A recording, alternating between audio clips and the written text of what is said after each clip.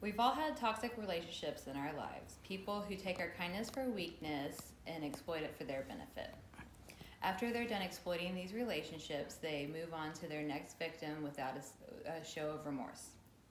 Is this toxic person just a normal person who never learned how to form meaningful relationships, or is there something deeper to their behavior? Could there be something going on mentally that makes them incapable of forming these relationships? What discerns a normal person from someone with antisocial behavior or sociopathy? A sociopathic person can be defined as a person with antisocial behavior who lacks empathy, and approximately 1 to 4% of Americans can be classified as a sociopath.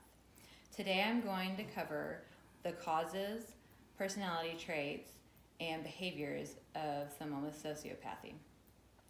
I first want to discuss the causes that are linked to this disorder.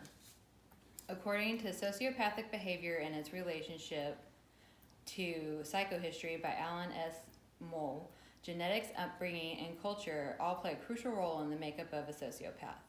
Genetic makeup, particularly in men, show fathers are more likely to hand down these sociopathic traits, according to the Harvard Mental Health Letter on Antisocial Personality. Abusive upbringings and violent subcultures also play a great role in the rising of sociopathic tendencies in adolescents, according to Moll. And according to the Harvard Mental Health Letter, these adolescents have to be diagnosed with conduct disorder by the time that they are 15 years old in order to be formally diagnosed as a sociopath later on in life.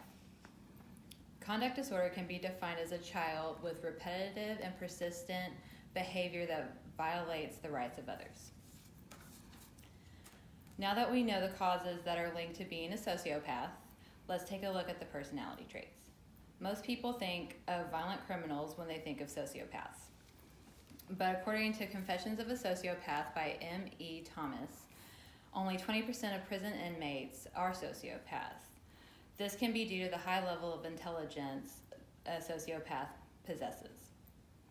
They are able to make calculating decisions and to keep calm under stressful situations, which makes them smarter than the average criminal. Along with being intelligent, sociopaths are also deceitful and charming. When treating a sociopath, one has to be aware of these traits. According to Lorraine S. Ross, be wary of a sociopath turns on his charm. The main personality trait of a sociopath, according to Roth, is their lack of remorse. They have a tendency to be indifferent and rationalize their ill-fated actions. After going over the personality traits of a sociopath, let's see how these traits affect their behaviors. As mentioned earlier, sociopaths do not always turn into criminals, but their deceitfulness and lack of remorse causes them to wreak havoc in people's lives that they encounter. According to At the Breakfast Table with a Sociopath by Tim and Jay McGregor.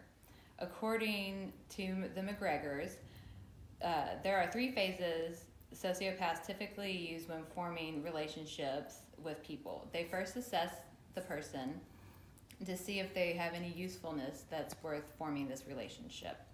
After they assess the person, they go in for the manipulation phase, where they wear many different masks to wedge their way into people's lives and lie their way without guilt and with a lack of respect for the person. After they go through the manipulation phase, they go into the abandonment phase, where they toss their victim aside and move on to the next. But can sociopaths overcome these behaviors and become a functioning member of society? According to Confessions of a Sociopath, they can. They just wear many different masks with for a more positive outcome. Now that I have covered the personality traits, causes, and behaviors of a sociopath, I hope you can be aware the next time you have somebody with this personality disorder in your life. Thank you. Now I'd like to introduce my audience. This is my daughter Taylor and my husband Chris.